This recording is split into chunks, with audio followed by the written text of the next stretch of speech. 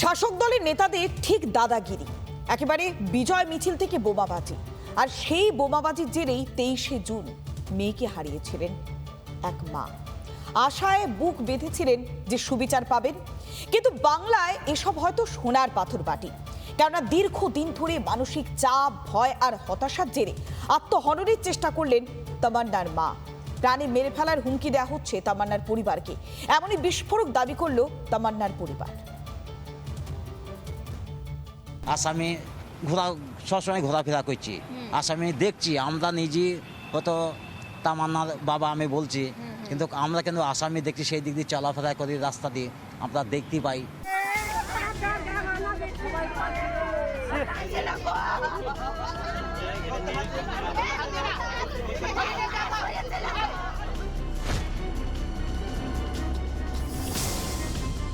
সন্তানহারা বাবার এই মন্তব্যে ভয় শিউরে উঠতে হয় বইকি।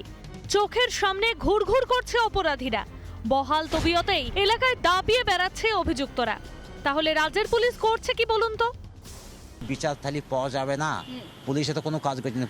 পুলিশকে ফোন করা হয়েছে যে আসামি বাড়িতে আছে, থালি আসামি ধরেন। তা বলছি আপনারা সঠিক খবরটা দেন, সঠিক খবর দেওয়ার পরেও তো আপনারা তো আসছেন না গো, আসামি ধরছেন না গো।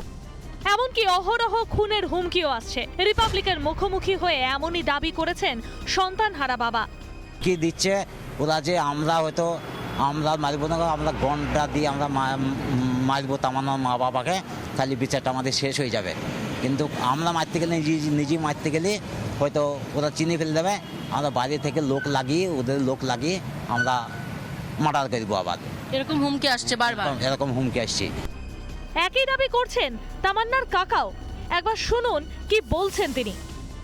লাগাতার তো হুমকি আসছে, আসামি তো বাড়িতে ঘোরাফেরা করছে, ওলাই বলছে যে তামান্নার বাবাকে, তামান্নার মাকে মার্ডার করে দিলে আমাদের মানে কেস থেকে আমরা জামিন পেয়ে যাবো। পোস্টার মারছে, সিল মারি যাচ্ছে, করে যাচ্ছে, তো হয়ে যাচ্ছে, কিন্তু অ্যারেস্ট করছে না। অন্যদিকে হাসপাতালে চিকিৎসাধীন তামান্নার মা সাবিনা ইয়াসমিন, ডাক্তারদের পর্যবেক্ষণে রয়েছেন তিনি। বেসরকারি মৌলালির কাছে একটি হাসপাতালে ভর্তি করা হয়েছে। চিকিৎসকরা জানাচ্ছেন যে তার শরীরের অবস্থা সত্যিই খারাপ এবং 3-4 দিন রাখতে হবে তাকে হাসপাতালে। শুক্রবার সন্তানহারা মাকে দেখতে যান আরেক সন্তানহারা অভয়ার মা। তামান্নার পরিবারের পাশে থাকার বার্তা দিয়েছে অভয়ার পরিবার। সেই সঙ্গে রাজ্য সরকারকে তীব্র আক্রমণ করেছেন তারা। পুলিশ মন্ত্রীর কথা মতো দলদাস হিসাবে যেটা করার সেটাই করছে। দুটো জায়গায় একই অবস্থা। সব থেকে দুঃখের বিষয় কি, ছোট্ট তামান্না কোনো রাজনৈতিক কিছু না বোঝার আগেই তার ছোট্ট প্রাণটা চলে যেতে হলো বাবা মাকে ছেড়ে। যে সমস্ত হুমকি, আতঙ্ক, এগুলোকে পাত্তা দিচ্ছেন বলেই মেইন সমস্যাটা হচ্ছে। এগুলোকে বললাম জাস্ট পাত্তা দেবেন। যখন মুখ্যমন্ত্রী পদত্যাগের কথা বলেছিলাম, তখন তৃণমূলের বড় নেতারা ঝাঁপিয়ে পড়েছিলেন আমাদের বিরুদ্ধে। তখন আমরা সেইভাবে ট্যাকেল করেছিলাম বলেই তারা আর কিন্তু আমাদের হুমকি দেওয়ার সাহসটা পায়নি। প্রলোভন দেখানোর সাহস পেয়েছে, কিন্তু হুমকি আর কোনোদিন দেখায়নি। মমতা বন্দ্যোপাধ্যায়ের জমানায় এই রাজ্যে সুবিচার পায় না চাকরি প্রার্থীরা, নিরাপত্তা পায় না মেয়েরা, মায়েদের সুবিচার দিতেও ব্যর্থ সরকার। এই ইস্যুতে মুখ্যমন্ত্রীকে তীব্র আক্রমণ বিরোধী দলনেতার। এই রাজ্যে একটা অমানবিক সরকার, নিষ্ঠুর সরকার চলছে, সেই জন্য আজকে এই অবস্থা।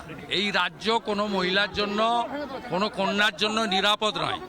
যে রাজ্যের মহিলা মুখ্যমন্ত্রী নিজে দুর্গাপুরের ঘটনার করে বলেন মহিলাদের রাত্রে বেরোনো উচিত নয়, সেই রাজ্যে তামান্নারা বিচার পাবেন না, এটা স্বাভাবিক। কবে বিচার পাবে ছোট্ট তামান্না? মমতার শাসনে কোনোদিন কি বাংলার তামান্নারা আদেও বিচার পাবে, নাকি সংখ্যালঘুদের শুধুই ভোট ব্যাংক করে রেখে দিয়ে সুরক্ষা, উন্নয়নের শুধুমাত্র কাগজে বলি আউড়ে যাবেন দিদি? রিপাবলিক বাংলা। নানা ধরনের কন্টেন্ট দেখার জন্য লাইক করুন, শেয়ার করুন আমাদের ফেসবুক পেজ, সাবস্ক্রাইব করুন আমাদের ইউটিউব চ্যানেল। পাশাপাশি অন্যান্য ব্রেকিং নিউজের জন্য অবশ্যই চোখ রাখুন রিপাবলিক বাংলায়।